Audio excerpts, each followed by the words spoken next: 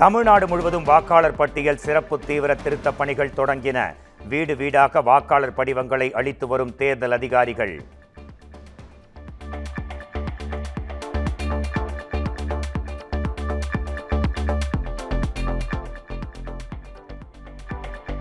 கரூரில் வாக்குச்சாவடி அலுவலர்களை மிரட்டி வாக்காளர் படிவங்களை திமுகவினர் பெறுகின்றனர்.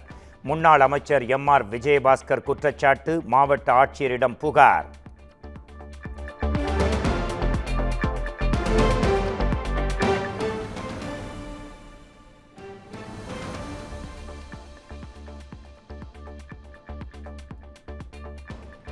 எஸ்ஐஆருக்கு எதிராக மேற்கு வங்க முதலமைச்சர் மமதா பானர்ஜி தலைமையில் பிரம்மாண்ட பேரணி. அமைச்சர்கள், திரிணாமுல் எம்பி, எம்எல்ஏக்கள் உள்பட ஏராளமானவர்கள் பங்கேற்பு.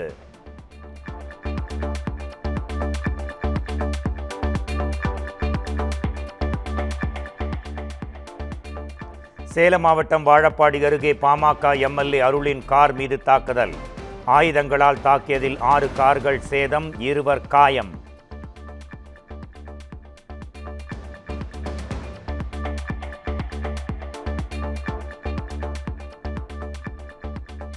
பாமக நிறுவனர் ராமதாஸை கொல்ல சதி நடப்பதாக எம்எல்ஏ அருள் பகீர் குற்றச்சாட்டு. அன்புமணியை கைது செய்ய வேண்டும் என்றும் குமுதம் தொலைக்காட்சிக்கு அருள் அளித்த பிரத்யேக பேட்டி.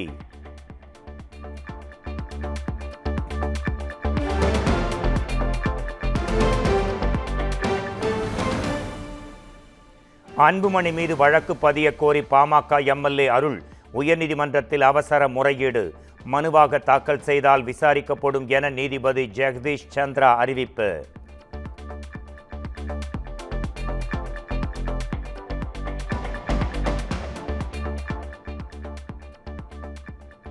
முன்னாள் அமைச்சர் பொன்முடிக்கு மீண்டும் திமுக துணை பொதுச் செயலாளர் பதவி. அமைச்சர் மு.பே. சாமிநாதனுக்கும் துணை பொதுச் செயலாளர் பதவி வழங்கப்பட்டது.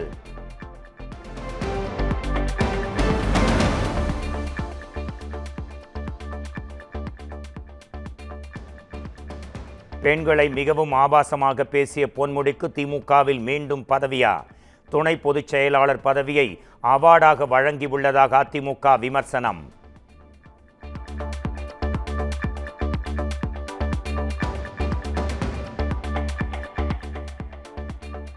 முதல்வர் ஸ்டாலின் 2026இல் உதயநிதியை முதல்வராக்குவதற்கு மட்டுமே முயற்சி செய்கிறார். தமிழகத்தை பற்றி அவருக்கு கவலை இல்லை என மாநில பாஜக தலைவர் நயினார் நாகேந்திரன் குற்றச்சாட்டு.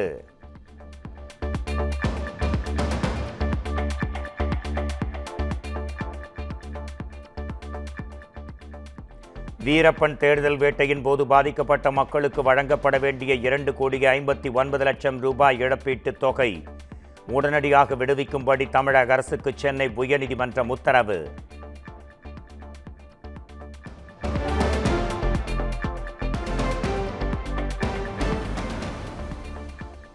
ஓ. பன்னீர்செல்வம் ஆதரவு எம்எல்ஏ மனோஜ் பாண்டியன் திமுகவில் இணைந்தார். சென்னை அண்ணா அறிவாலயத்தில் முதலமைச்சர் மு.க. ஸ்டாலின் முன்னிலையில் இணைந்ததால் ஓபிஎஸ் தரப்பு அதிர்ச்சி.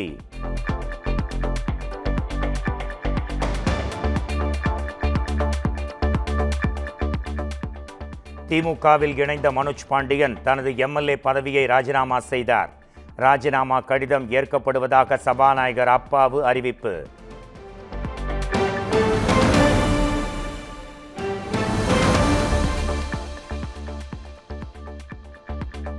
சென்னையில் தெருநாய் கடித்து காயமடைந்த 9 வயது சிறுவன் மருத்துவமனையில் அனுமதி. கடைக்கு சென்ற போது நாய் கடித்ததில் சிறுவனுக்கு கை மற்றும் முதுகில் காயம் என தகவல்.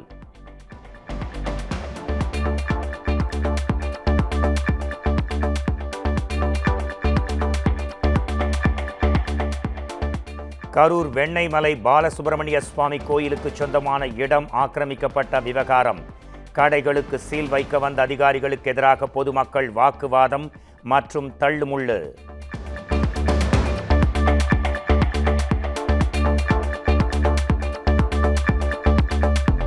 பெரம்பலூர் அருகே விவசாய நிலத்தில் கிரஷர் அமைக்க வழங்கப்பட்ட அனுமதி ரத்து. கிராம மக்களின் போராட்டத்தை தொடர்ந்து மாவட்ட ஆட்சியர் மிருணாளினி நடவடிக்கை.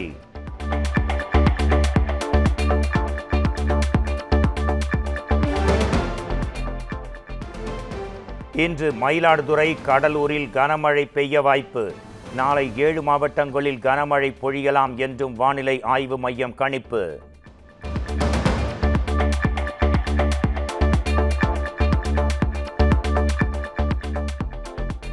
கோவை வன்கொடுமை சம்பவத்தில் 1 மாத காலத்தில் குற்றப்பத்திரிகை தாக்கல் செய்ய காவல்துறைக்கு உத்தரவு. அதிகபட்ச தண்டனை பெற்று தரவும் நடவடிக்கை என முதலமைச்சர் ஸ்டாலின் எக்ஸ் தள பதிவு.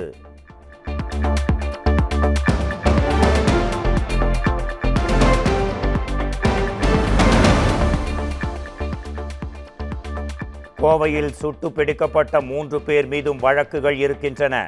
மாநகர காவல் ஆணையர் சரவணசுந்தர் பேட்டி.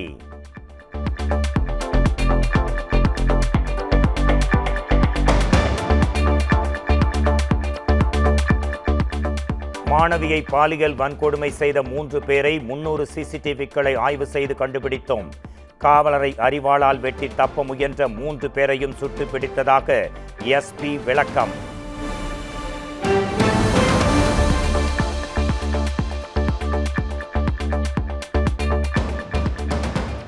கோவை மாணவி வன்கொடுமை செய்யப்பட்ட இடத்தில் வருவாய்த்துறை அதிகாரிகள் ஆய்வு. இடத்தின் உரிமையாளர் குறித்தும் விசாரணை.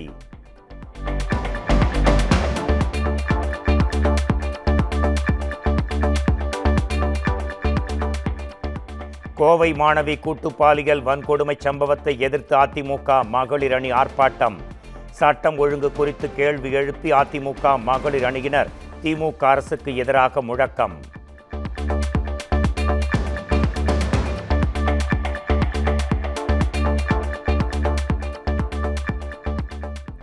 கோவை மாணவி வன்கொடுமை சம்பவத்தை எதிர்த்து தமிழக வெற்றிக் கழகம் ஆர்ப்பாட்டம். சட்டம் ஒழுங்கு சீர்கெட்டுள்ளதாக முழக்கம்.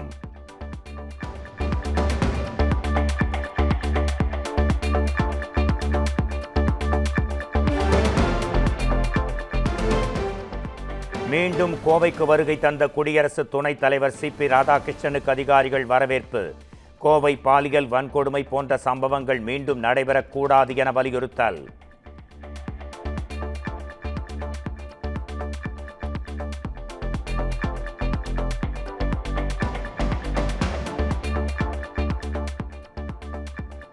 கோவையில் மாணவி கூட்டு பாலியல் வன்கொடுமை செய்யப்பட்டதற்கு மத்திய இணையமைச்சர் எல் முருகன் கண்டனம். அலங்கோல திமுக ஆட்சியின் பதவிக்காலம் முடியும் முன்பாக விழித்துக் கொள்ளுமா என்றும் கேள்வி.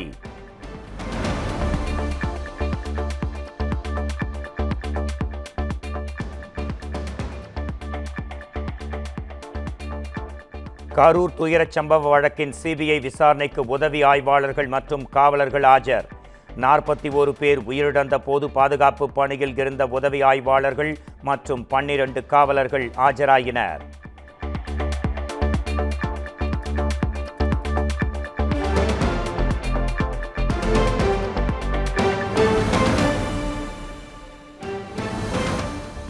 மாதம்பட்டி ரங்கராஜ் மீது நடவடிக்கை எடுக்க காவல்துறைக்கு மாநில மகளிர் ஆணையம் பரிந்துரை.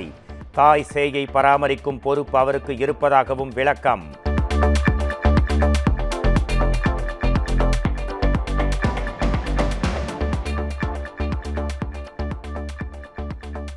கடலூர் அருகே 9 வயது மகளுக்கு பாலியல் தொல்லை அளித்த தந்தை பாக்சோவில் கைது.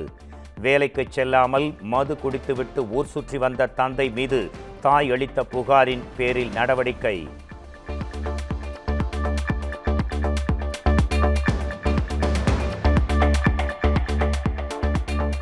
தமிழ்நாட்டில் மார்ச் 2ஆம் தேதி 12ஆம் வகுப்பு பொதுத் தேர்வுகள் தொடக்கம்.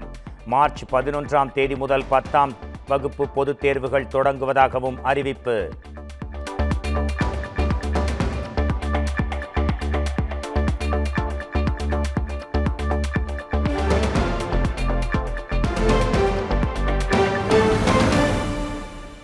சென்னையில் ஆபரண தங்கத்தின் விலை சவரனுக்கு 800 ரூபாய் குறைந்தது. ஒரு சவரன் 90,000 ரூபாய்க்கும் கிராம் 11,250 ரூபாய்க்கும் விற்பனை.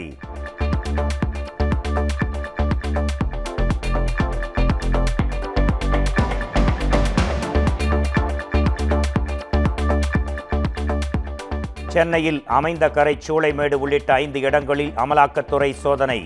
சட்டவிரோத பண பரிவர்த்தனை வழக்கு தொடர்பாக அதிகாரிகள் நடவடிக்கை.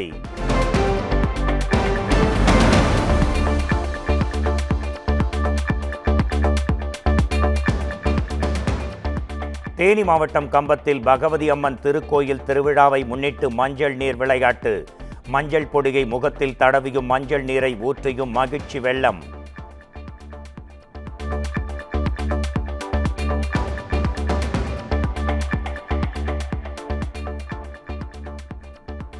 ₹100 கோடி நஷ்டஈடு கேட்டு மகேந்திர சிங் தோனி தொடர்ந்த வழக்கில் புதிய திருப்பம். IPS அதிகாரியின் மேல்முறையீட்டு மனுவை தள்ளுபடி செய்தது உயர்நீதிமன்றம்.